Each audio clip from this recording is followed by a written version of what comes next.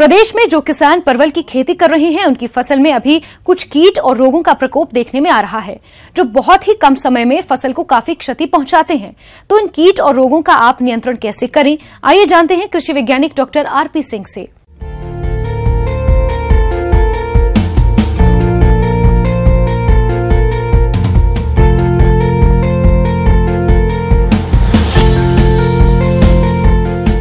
कद्दू वर्गीय सब्जियों में परवल का बहुत ही प्रमुख स्थान है।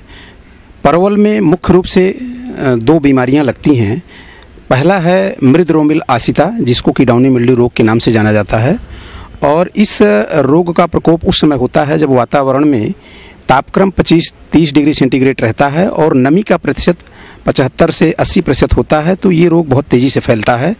इस रोग के लक्षण सर्वप्रथम पत्तियों पर दिखाई देते हैं और पत्तियों पर कोणीय धब्बे दिखाई देते हैं। जिस स्थान पर कोणीय धब्बे होते हैं उसकी निचली सतह पर रुई के समान सदृश संरचना दिखाई देती है और उसी स्थान पर ऊपर ही कोणीय धब्बे नज़र आते हैं और धीरे धीरे करके ये जो धब्बे नज़र आते हैं वो भूरे रंग में परिवर्तित हो जाते हैं। और रोग की उग्रता जब अधिक होती है तो संपूर्ण पत्तियों और तनों पर भी ये फैल जाता है और फलों पर भी ये दिखता है। किसान भाइयों, अभी आपने चूर्निल रोमिल आसिता के बारे में जाना। अब जानते हैं इस रोग की रोकथाम के लिए किसान कौन सी दवा लें और कितनी मात्रा में घोल बनाकर छिड़काव करें। तो इसकी रोकथाम के लिए किसान भाइयों को चाहिए कि जब ये जैसा लक्षण मैंने बताया है अगर दिखाई देता है तो मैंकोजिब नामक दवा आती है, उसकी 2.5 ग्राम मात्रा प्रति लीटर पानी की दर से घोल बना करके छिड़काव करें। और 10 दिनों के बाद जो है रिडोमिल नाम की दवा आती है, इसकी 2 ग्राम मात्रा प्रति लीटर पानी की दर से घोल बना करके यदि छिड़काव करते हैं जैसा मैंने बताया है तो इस रोग का नियंत्रण बहुत आसानी से करके परवल की फसल से अधिक उत्पादन प्राप्त कर सकते हैं। और रोग का प्रतिशत अगर बहुत ज़्यादा है, 70-80% अगर पौधा नष्ट हो गया है तो लताओं को काट करके ज़मीन के अंदर दबा दें अथवा उसे जला देना चाहिए। दूसरा जो सबसे प्रमुख रोग लगता है वो चूंडी फफूंदी रोग है। पत्तियों पर सफ़ेद चूर्ण नज़र आता है और ये भी वातावरण में जब तापक्रम कम रहता है उस समय ये रोग बहुत तेज़ी से फैलता है और रोग की उग्रता अधिक होने पर संपूर्ण पत्तियों टहनियों को ये ढक लेता है सफ़ेद चूर्ण से और फलों पर भी इसका प्रकोप दिखाई देता है। तो इसकी रोकथाम के लिए किसान भाइयों को चाहिए कि बाज़ार में घोलनशील सल्फर आता है, इसकी 2 से 4 ग्राम मात्रा प्रति लीटर पानी की दर से घोल बनाएं और इसका 2 से 3 छिड़काव 10 से 12 दिनों के अंतराल पर यदि करते हैं तो बहुत आसानी से इस रोग का नियंत्रण कर सकते हैं। दूसरी दवा बाजार में उपलब्ध है जो पेनकॉनजॉल के नाम से आती है, इसकी 1 मिलीलीटर मात्रा प्रति लीटर पानी की दर से घोल बना करके अगर छिड़काव करें तो इस रोग का नियंत्रण आसानी से करके चूंडी फफूंदी रोग की रोकथाम किसान भाई कर सकते हैं। कीटों में जो सबसे प्रमुख कीट लगता है वो है फल छेदने वाली मक्खी, फल मक्खी के नाम से जाना जाता है। और इसका प्रकोप जब होता है तो फल जो है वो पीले रंग का दिखाई देता है। फल मक्खी करती क्या है कि परवल के फल के अंदर ही अंडे दे देती है और विकसित हो रहे जो फल होते हैं जो मुलायम होते हैं वो उसकी बढ़वार नहीं हो पाती है। अंडों से सुड़ी निकल करके अंदर ही अंदर गूदे को खा जाती है, फल टेढ़ा हो जाता है, फल पीला दिखाई देता है। तो इसकी ये प्रमुख पहचान है। अगर ऐसा दिखाई दे रहा है तो किसान भाइयों को चाहिए कि मैलाथियन 40 मिलीलीटर ले लें, 20 लीटर पानी ले लें और उसमें 200 से 300 ग्राम गुड़ मिला दें और इस तरीके से घोल तैयार करें। और प्रति हेक्टेयर की दर से 200 से 250 पौधे पर अगर छिड़काव कर दें तो इस फल मक्खी की कीट की रोकथाम किसान भाई आसानी से कर सकते हैं। जैसा मैंने बताया है कि जो प्रमुख रोग हैं और जो प्रमुख कीट लगता है इसकी रोकथाम अगर किसान भाई करते हैं तो परवल से अधिक लाभ कमा सकते हैं रोगों की और कीटों की रोकथाम करके। प्रदेश के बहुत से लघु और सीमांत किसान बकरी पालन से जुड़े हैं और इससे अच्छा लाभ भी कमा रहे हैं। यूं तो बकरियों में खास कोई बीमारियां नहीं होती, लेकिन इस मौसम में अक्सर बकरियों में पीपीआर रोग होने का खतरा बना रहता है, जिसकी चपेट में आने से इनकी मौत तक हो जाती है। ऐसे में किसान बकरियों को पीपीआर रोग से कैसे बचाएं, इस बारे में जानकारी दे रहे हैं कृषि विज्ञान केंद्र जिला बांका के पशु वैज्ञानिक डॉक्टर धर्मेंद्र कुमार।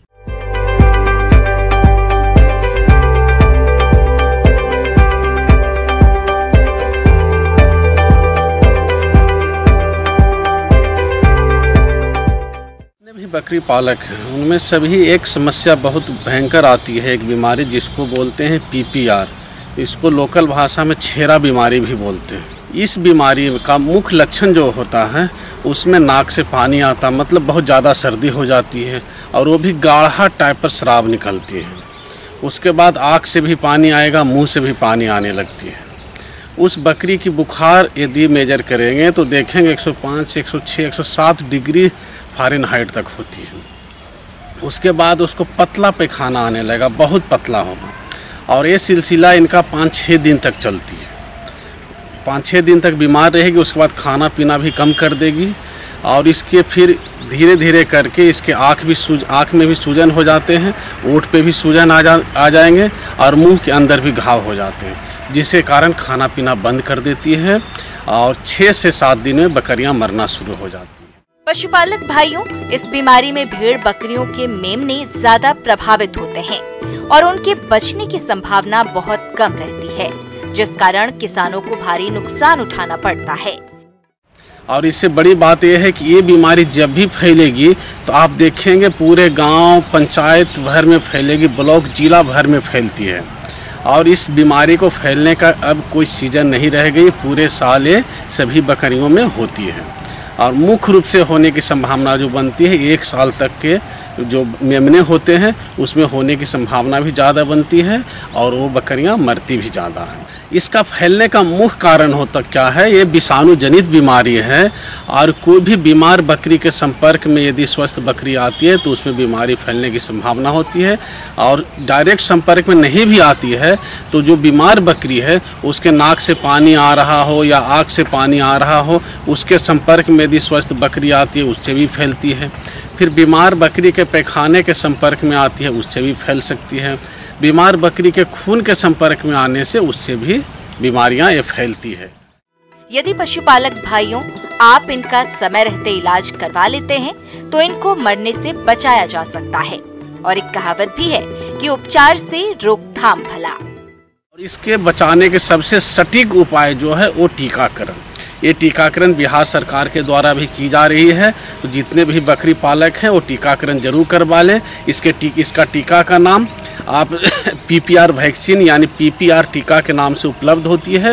ये 1 मिलीलीटर चमड़ी के नीचे पड़ती है और एक बार यदि दिलवा लेते हैं तो 3 साल तक उस बकरी में बीमारी होने की संभावना नहीं रहेगी। और ये टीका जो है 2 महीना का जो बच्चा है, मेमना जो 2 महीना का है, मतलब 2 महीने से ज़्यादा ही उम्र वाले सभी बकरियों को दी जा सकती है। और हम तो सलाह देंगे यदि आपके क्षेत्र में फैल चुकी है तो गाभिन बकरी को भी टीका दिलवा दें, क्योंकि ये बीमारी जब फैलती है, एक बीमारी हो जाएगी तो गाभिन बकरी में बच्चा फेंकना आम बात है, वो बच्चा फेंकेगी। तो थोड़ी सी टीका देने के बाद संभावना बनती है 5% की गाभिन बकरी का भी बच्चा फेंक सकती है। लेकिन बचाने के लिए आपको देना ही सबसे बेहतरीन रहेगी, कम से कम बकरी तो आपकी बच जाएगी। उसके बाद यदि बीमारी फैल गई है तब भी मेरा पर्सनल एक्सपीरियंस से सलाह है कि आप बीमार बकरी को स्वस्थ बकरी से हमेशा अलग रखें। कभी भी बाहर से बकरी यदि खरीद के लाए हो तो कम से कम 15-20 दिन तक उसको आप अलग रखें। अपने जो पहले से आपके पास 10-5 बकरी उसके साथ नहीं मिलाएं।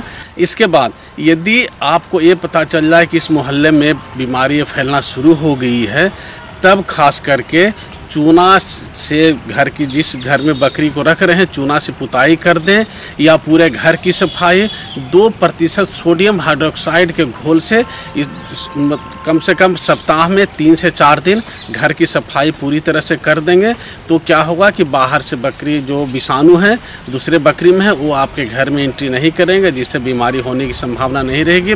और उस समय आपको चराने के लिए बाहर नहीं भेजना हो, तब जाकर बाहर वाले से बचा सकते हैं। बीमार बकरी को भी आप ये टीका दिलवा दें।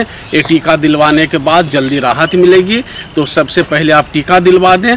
उसके बाद पशु चिकित्सक के सलाह से उसका उपचार करें और प्राथमिक उपचार के रूप में आप उसके नाक मुंह सभी को अच्छी तरह से लाल पोटाश यानी पोटेशियम परमैंगनेट के घोल से साफ करें। उसके बाद उसके नाक में सरसों का तेल डालें, सुबह शाम ऐसा करेंगे। और उसके बाद उसके मुंह में घाव हो चुके हैं तो ओठ पे भी कोई भी लाल पोटाश से साफ करके उस पर क्रीम लगाते रहें। और खाने के लिए खासकर ध्यान दें कि उसमें खाने के लिए उसको मुलायम चीज़ दें, क्योंकि 6-7 दिन तक बकरियां बीमार रहती, खाना नहीं खाती, उसके कारण भी कमज़ोर होकर मर जाती है। तो मुलायम चीज़ या घास भी दें तो उसको कुट्टी के रूप में काट कर दें, या दर्रा दें तो उसको गर्म पानी में बॉयल करके दें ताकि मुलायम रहे, तो खाते रहे। तो ये सिस्टम करते रहेंगे, उपचार कराते रहेंगे तो बकरियां भी आपकी ठीक हो जाएगी। और टीका यदि रेगुलर दिलवा लेते हैं तब आप में आपकी बकरियों में बीमारी होने की संभावना नहीं रहेगी। बढ़ते हैं अगली प्रस्तुति की ओर।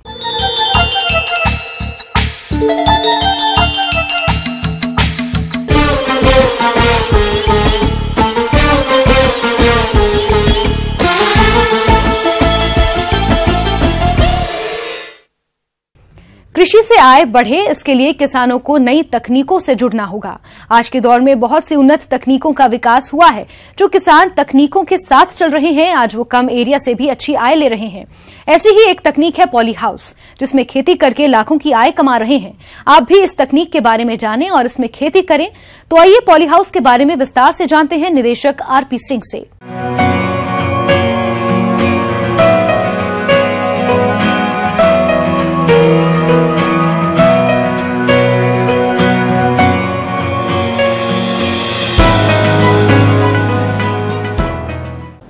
पॉली हाउस के निर्माण में 500 वर्ग मीटर से लेकर 4000 वर्ग मीटर तक के सुविधाएं दी जाती हैं। तो ये 500 वर्ग मीटर का यदि किसान पॉली हाउस लगाता है तो उसको 1650 रुपया पर वर्ग मीटर उसकी लागत आती है। यदि 500 से और 1000 वर्ग मीटर के बीच में किया जाता है तो उसका 1460 रुपया प्रति वर्ग मीटर उसका कास्ट आती है। और यदि किसान 4000 वर्ग मीटर तक करता है तो 4000 वर्ग मीटर में 1400 रुपया प्रति वर्ग मीटर उसकी कास्ट आती है। पॉली हाउस ऐसा ढांचा है जिसे बेमौसमी फसलों के उत्पादन के लिए उपयोग में लाया जाता है। ये ढांचे बाहरी वातावरण के प्रतिकूल होने के कारण भीतर उगाए गए पौधों का संरक्षण करते हैं और बेमौसमी नर्सरी और फसलों के उत्पादन में सहायक होते हैं। साथ ही पॉली हाउस में उत्पादित फसल अच्छी गुणवत्ता वाली होती है। अब इसमें जो उगाई जाने वाली फसलें हैं, इसमें लता वर्गीय सब्जियों में खीरे की सब है, शिमला मिर्च है, टमाटर की खेती। उसी प्रकार से ये जो सब्जियों की खेती मैंने बताया, जैसे लता वर्गीय में खीरा का है, शिमला मिर्च, टमाटर का, तो इसमें जो उत्पादन लागत आता है प्लांटिंग मटेरियल पे वो 140 रुपया वर्ग मीटर आता है। पॉली हाउस के भीतर उगाई जाने वाली फसलों में वे सभी क्रियाएं करनी पड़ती हैं जिन्हें खुले खेत में अपनाते हैं। पॉली हाउस में गोबर की खाद भरपूर उपयोग करना चाहिए। बीच बीच में मिट्टी का निर्जमीकरण भी जरूरी होता है, जिसके लिए फार्मलिन का उपयोग किया जा सकता है। तो ये निसंदेह किसानों के लिए बड़ी लाभकारी है।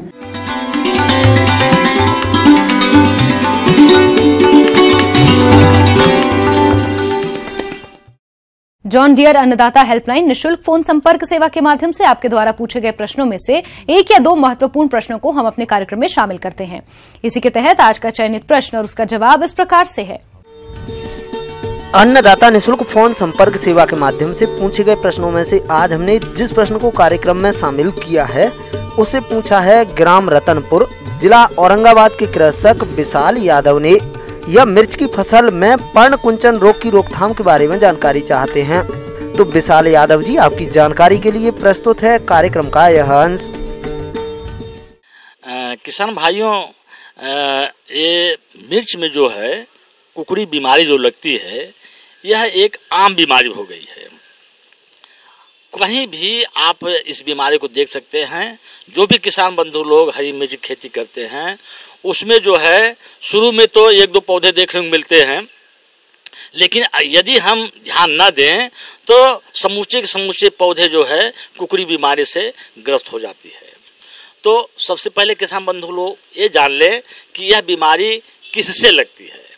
यह बीमारी एक वायरस से लगती है और यह वायरस जो होता है इतना ताकतवर होता है कि यदि हम जो है इसका समय रहते हुए इसका उपचार हम नहीं कर लें तो बहुत कम समय में, बहुत चंद दिनों में ही धीरे धीरे यह आपके समूचे पौधे पर ये वायरस पहुंच जाते हैं। मिर्ची की फसल जब बढ़वार अवस्था पर होती है तब इस पर कई प्रकार के रस चूसक कीट जैसे थ्रिप्स, माहू, सफेद मक्खी आदि का प्रकोप अधिक हो जाता है और ये कीट पौधों के कोमल भागों का रस चूसकर उन्हें हानि पहुंचाते हैं। साथ ही वायरस जनित पर्ण कुंचन जैसे रोग को एक पौधे से दूसरे पौधे पर फैलाने का कार्य भी करते हैं। और वायरस जो है खुद अपने से एक पौधे से दूसरे पौधे पर नहीं पहुंचता है, इसका माध्यम होता है कीट। कीट के माध्यम से यह बीमारी जो है एक पौधे से दूसरे पौधे तक पहुंचती है। इस बीमारी का लक्षण हमारे हर किसान बंधु लोग जानते होंगे, समझते होंगे, जिसे कुकड़ी नाम से जानते हैं और इसे अंग्रेजी में लीफ कर्ल के नाम से जाना जाता है। कर्ल मीन्स कर्लिंग, वही पत्तियां जो है किनारे से मुड़ जाना और जो है गुच्छे में बन जाना, पूरी पत्तियां। तरह कभी कभी बहुत एडवांस स्टेज में आ जाती है कि समूचे पत्तियां जो है गुरसिया कर गुच्छे जैसा लगने लगती हैं। तो यह बीमारी का लक्षण है। और जब आप अपने मिर्च के पौधे में, जैसे ही आप किसी पौधे में आप देख लें कि पत्ती जो है किनारे से मुड़ना शुरू कर रही है, वह भी विशेष रूप से जो ऊपर की नई पत्तियां होती हैं वहीं शुरुआत होता है। नई पत्तियां जब किनारे से मुड़ना शुरू हो जाए तो आप समझ लीजिए कि हमारा मिर्चाई का पौधा जो है कुकड़ी बीमारी से ग्रसित हो चुका है। तो अब हम इस बीमारी का रोकथाम कैसे करें? किसान बंधु, इस बीमारी के रोकथाम के लिए सावधानी जो प्रिकॉशनरी मेजर्स हैं, यदि हम नर्सरी गिराते हैं, जमीन को जो है निश्चित रूप से उपचारित कर लें। उपचारित करने के लिए आप जो है कोई भी मतलब जो फंजीसाइड है, किसी भी दवा से जो है आप ट्रीटमेंट कर लें। यह फफूंदनाशक दवा है। साथ ही साथ जो है जो मिर्चाई का बीज होता है वह भी बहुत कम जो है 400-500 ग्राम जो है 1 हेक्टेयर के लिए बीज लगता है। तो 400-500 ग्राम को बीज को उपचारित करने के मैक्सिमम जो है आधा ग्राम से 1 ग्राम आपकी दवा, जो हमने कहा कि आपका टिल्ट है जिसे प्रोपिकोनाजोल के नाम जानते हैं, या कार्बेंडाजिम है जिसे बेस्टिंग नाम जानते हैं, या साप है जिसमें कार्बेंडाजिम मैंगोजेब दोनों दवा का मिक्स्ड है, इसमें से कोई दवा ले लें और आधा ग्राम से 1 ग्राम प्रति 400-500 ग्राम में आप मिला करके हल्का से बीज को वॉश कर लें और तब आप सीडलिंग गिराएं। दूसरी चीज़ है कि जब आप सीडलिंग से जो है सीडलिंग तैयार हो गया और आपको ट्रांसप्लांट करना है, तो ऑलवेज इस बात को ध्यान दें कि हमारा पौधा स्वस्थ और निरोग हो। आप किसी भी बीमार पौधे को, किसी भी कमज़ोर पौधे को आप ट्रांसप्लांटिंग न करें। इस बात को ध्यान देने के बाद जो है फिर आप ट्रांसप्लांट कर दिए, और ट्रांसप्लांट करने के समय भी जिस दवा से आप बीज को उपचार किए हैं उसी दवा से आप पौधे का जो रूट है, जड़ है, उसको सोल्यूशन बना लें। सोल्यूशन बना करके उसके 10-15 मिनट के लिए पानी में जो सोल्यूशन उसमें डिप कर दें और उसके बाद निकाल कर फिर आप ट्रांसप्लांट करें। उसके बाद कि जैसा आपको इस तरह की बीमारी के लक्षण किसी पौधे में अगर दिखाई दे शुरू में, तो उस पौधे को बिना ममता के आप उखाड़ करके और अपने खेत से कहीं बाहर ले जा करके उसे जमीन के अंदर गाड़ दें। तीसरी चीज़ है कि आप आगे हमारे मतलब अगल बगल में जो बहुत सारे होस्ट प्लांट होते हैं, जो कि घास पात हो सकते हैं और बहुत सारी चीज़ हो सकती है, जंगली पौधे हो सकते हैं, उसके माध्यम से आपके पौधे पहुँच सकते हैं वह वायरस। तो आप कीटनाशक दवा का व्यवहार करें। कीटनाशक दवा में कोई भी कीटनाशक जैसे डाइमिथोएट का व्यवहार कर सकते हैं। डाइमिथोएट जो है 1 मिलीलीटर प्रति लीटर पानी के हिसाब से घोल बना करके आप मिर्चाई के पौधे पर 10 दिन के अंतराल पर आप छिड़काव कर दें। तो छिड़काव कर देने के बाद क्या होगा कि जो कीट के माध्यम से हमारा वो वायरस जो है एक पौधे दूसरे पौधे पहुंच सकता है, तो जब कीट ही नहीं रहेंगे तो वायरस जो है ऑटोमेटिक जो है उसका स्प्रेडिंग जो है चेक हो जाएगा, रुक जाएगा, और दूसरा पौधा हमारा जो स्वस्थ है वह स्वस्थ ही रहेगा। तो आपका जो है जो कुकड़ी बीमारी से ग्रसित मिर्चाई पौधा है उससे आप निजात पा सकते हैं और आप अपने मिर्चाई पौधे से अधिक से अधिक उत्पादन भी प्राप्त कर सकते हैं। इसी कड़ी में जो दूसरा प्रश्न कार्यक्रम में शामिल किया है उसे पूछा है ग्राम नागर, जिला पटना के कृषक योगेश सोनी ने। यह जैव कीटनाशी बनाने की विधि के बारे में जानकारी चाहते हैं। तो योगेश सोनी जी, आपकी जानकारी के लिए प्रस्तुत है कार्यक्रम का यह अंश। किसान भाइयों को ये बताना चाहूँगा, निश्चित रूप से कृषि के हरित क्रांति में बहुत बड़ा योगदान रहा है कृषि रसायनों का, एग्रो केमिकल्स का, खासकर कीटनाशी, खरपतवारनाशी, फफूंदनाशी का। लेकिन किसानों के द्वारा दुरुपयोग करने के चलते या कहिए कि अत्यधिक यूज करने के चलते ओवरडोज के चलते कई समस्याएं आई है। इससे बचने के लिए निश्चित रूप से अभी बदलते हुए परिवेश में जैव कीटनाशी सबसे उत्तम और सबसे बेस्ट और सबसे सरल और सबसे कम कीमत का कृषि उपादान हो सकता है। अगर किसान भाई इसे चाहें तो अपने घर में तैयार कर सकते हैं। किसान भाइयों, आइए अब हम कुछ वानस्पतिक कीटनाशकों को घर में ही बनाने की विधियों के बारे में जानें। नीम सीड कर्नल एक्सट्रैक्टर। प्रारंभिक अवस्था में नीम के बीज को एकत्रित कर ऊपर का छिलका हटा देते हैं। उसके बाद छाया में सुखा लेते हैं। 1 किलोग्राम सीड को अच्छी तरह से पीसकर धूल के रूप में बदल देते हैं। 1 किलोग्राम धूल को 20 लीटर पानी में डालते हैं तथा रात भर के लिए छोड़ देते हैं। सुबह घोल को पतले कपड़े से छान लेते हैं। इस घोल में 20 ग्राम कपड़ा धोने वाला साबुन का घोल मिलाते हैं। फिर इस घोल का छिड़काव करते हैं। ये नीम के तेल, नीम के जो भी पत्तियां हैं, नीम के डंठल, ये मानव जीवन के लिए भी उपयोगी है और कृषि के लिए भी उपयोगी है। अगर मैं बात करूं इसके अलावा अन्य लहसुन, मिर्च, अन्य तंबाकू के डंठल, इन डंठलों के द्वारा तंबाकू का डंठल हुआ, लहसुन हुआ, मिर्च का अवशेष हुआ, इन सभी को एक जगह इकट्ठा कर करके सड़ा करके, लोकल भाषा में अगर बोलें तो किसान उसे सड़ा लें, गोमूत्र वगैरह डाल करके उसे सड़ा लें। सड़ाने के बाद जो अवशेष निकले उसको छान लें और छानने के बाद अगर हम लोग कीड़े और बीमारी पे, जो फसल पे कीड़े और बीमारी लगे हैं, अगर उस पर हम